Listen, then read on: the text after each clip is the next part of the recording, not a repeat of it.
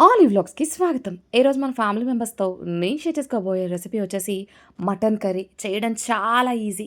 దీని వాసనకే మన ఆకలి రెట్టింపు అవుతూ ఉంటుంది. అంత బావుంటుంది. ఎలా చేసానో చూపిస్తున్నాను. చూసేయండి. చకచకా చేసేయండి. ముందుగా ఒక అర కేజీ మటన్ అయితే తీసుకొని దాన్ని శుభ్రంగా 2 సార్లు కడిగేసుకొని పక్కన పెట్టేసుకుందాం. ఇప్పుడు స్టవ్ వెలిగించుకొని పాన్ పెట్టుకొని అందులోని ఒక 4 స్పూన్ల ఆయిల్ అయితే వేసేసుకుందాం. వేసేసుకుని అందులోని ఒక బిర్యానీ ఆకు, 2 ఇంచుల చెక్క, అలాగే 2 యాలకులు, ఒక 4 లవంగ మొగ్గలు, అలాగే అర స్పూను షాజీరా వేసేసుకుని ఒక్క నిమిషం ఫ్రై చేసుకుందాం. మీలో ఎవరైనా కొత్తగా వ్యూ చేస్తుంటే లైక్ చేయండి, షేర్ చేయండి, సబ్స్క్రైబ్ చేసుకోండి. పక్కనే ఉన్న బెల్ ఐకాన్ నొక్కండి. ఇలా వేగిన తర్వాత అందులోని మనం ముందుగా కట్ చేసి పెట్టుకున్న 4 పచ్చిమిరపకాయలనైతే వేసేసాను.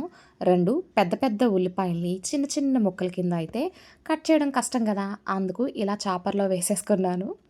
వేసేసి ఇప్పుడు ఆ గిన్నెలో వేసేసాను.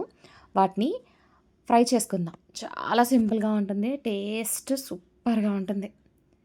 చాలా చాలా బావుంటుంది. పెద్ద ఇంగ్రీడియెంట్స్ కూడా నేనేమి యూజ్ చేయలేదు. కానీ సూపర్ అంటే సూపర్‌గా ఉంటుంది. డెఫినిట్‌గా ట్రై చేయండి. మీకెలా కుదిరిందో నాకు కామెంట్ రూపంలో అయితే కామెంట్ చేయండి. ఉల్లిపాయలు బాగా వేగిన తర్వాత అందులోని ఒక టేబుల్ స్పూను అల్లం వెల్లుల్లి పేస్ట్ అయితే యాడ్ చేసుకుంటున్నాను. అల్లం వెల్లుల్లి పచ్చివాసన పోయేదాకా ఫ్రై చేసుకుందాం. మనకి వాసన వస్తూ ఉంటుంది కదా! ఆ వాసన పోయేదాకా అయితే ఫ్రై చేసుకుంటే సరిపోతుంది. అలా అని చెప్పేసి ముక్కు దాని దగ్గర పెట్టి వాసన చూడొద్దు. ఇలా పచ్చివాసన పోయిన తర్వాత అందులోని మనం ముందుగా కడిగి శుభ్రం చేసి పెట్టుకున్న మటన్నయితే యాడ్ చేసేసుకుందాం. మటన్ చాలా బావుంది. లేతగాని. సో, కర్రీ కూడా ఇంకా టేస్టీగా ఉంటుంది అని అర్థమైపోతుంది. ఇప్పుడు అందులోని రుచికి సరిపడగా ఉప్పయితే వేసేసుకుంటున్నాను. ఒక పావు స్పూన్ పసుపు వేసేసి బాగా మిక్స్ చేసుకుందాం. నాన్ వెజ్ ప్రియులకి పండగనే చెప్పుకోవాలి. చాలా చాలా టేస్టీగా ఉంటుంది. ఇది ఓన్లీ రైస్‌లోకే కాదు, బిర్యానీలోకి బావుంటుంది. నాన్, బటర్ నాన్, చపాతీల్లోకి కూడా చాలా చాలా టేస్టీగా ఉంటుంది. కాకపోతే కుక్ అవ్వడానికి మాత్రం కొంచెం టైం పడుతుంది. ఇలా మిక్స్ చేసేసుకున్న తర్వాత మూత పెట్టేసి మంటని లో టు మీడియం ఫ్లేమ్ మీద అడ్జస్ట్ చేసుకొని ఒక 20 నిమిషాలయితే అలా వదిలేయండి. 20 నిమిషాల తర్వాత మూత ఓపెన్ చేసి చూస్తే చూడండి, మటన్‌లోంచి వాటర్ అయితే బయటకు వచ్చేసాయి. మటన్ కదా! కొంచెం కుక్ అవ్వడానికి టైం పడుతుంది. ఒకసారి మిక్స్ చేసేసుకొని, ఇదే టైంలో మనం ఒక 2 స్పూన్ల కారం అయితే యాడ్ చేసుకుంటున్నాను నేనైతే. మీ రుచికి అనుగుణంగా మీరు యాడ్ చేసుకోండి. ఇప్పుడు 2 స్పూన్ల ధనియాల పొడి వేసుకుంటున్నాను. అర స్పూను జీలకర్ర పొడి. ఇవి వేయడం వల్ల గ్రేవీ కన్సిస్టెన్సీ బావుంటుంది. రుచి కూడా అద్భుతంగా ఉంటుంది. ఇప్పుడు మరొకసారి మిక్స్ చేసేసుకుందాం.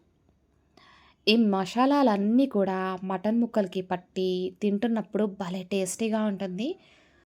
బాగా మిక్స్ చేసుకోండి. మీ రుచికి అనుగుణంగా మీరు మసాలాలు గానీ, కారాన్ని గానీ అడ్జస్ట్ చేసుకోండి. మా ఇంట్లో వాళ్ళందరికీ కూడా చాలా చాలా ఇష్టం ఇలా చేస్తే గనక.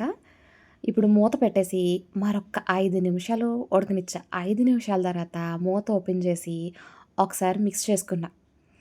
మిక్స్ చేసుకొని ఇప్పుడు మనం వాటర్ అయితే వేసేసుకుందాము. ముక్కలు మునిగేదాకా అయితే వాటర్ పోసుకుందాం. ఇక్కడ నేను ఒక గ్లాస్ వాటర్ అయితే పట్టిందండి. జస్ట్ మటన్ ముక్కలు ములిగితే సరిపోతుంది. మంటని ఖచ్చితంగా లో టు మీడియం ఫ్లేమ్ మీద పెట్టే కుక్ చేయండి. ఇప్పుడు మూత పెట్టేసి మరొక 15 నిమిషాలైతే ఉడకనిద్దాం. 15 నిమిషాల తర్వాత మూత ఓపెన్ చేసి చూస్తే చూడండి, చక్కగా ఉంది. మటన్ కూడా బాగా కుక్ అయిపోయింది. ఇంకొక 2 నిమిషాలు ఆగుదాం. వాటర్ ఉన్నాయి కదా! కానీ ఇదే టైంలో కొంచెం పుదీనా, కొద్దిగా కొత్తిమీర వేసేసుకొని అందులోనే ఒక అర స్పూను గరం మసాలా వేసుకొని బాగా మిక్స్ చేసుకొని మరొక్క 2 నిమిషాలు లో టు మీడియం ఫ్లేమ్ మీదే ఉడకనిద్దాం. 2 నిమిషాల తర్వాత చూస్తే గనక ముక్కలు చక్కగా కుక్ అయిపోయి ఉన్నాయి. చూసారా? నేను కట్ చేస్తే విడిగా వచ్చేస్తున్నాయి. మన మటన్ అయితే బాగా కుక్ అయిపోయిందండి.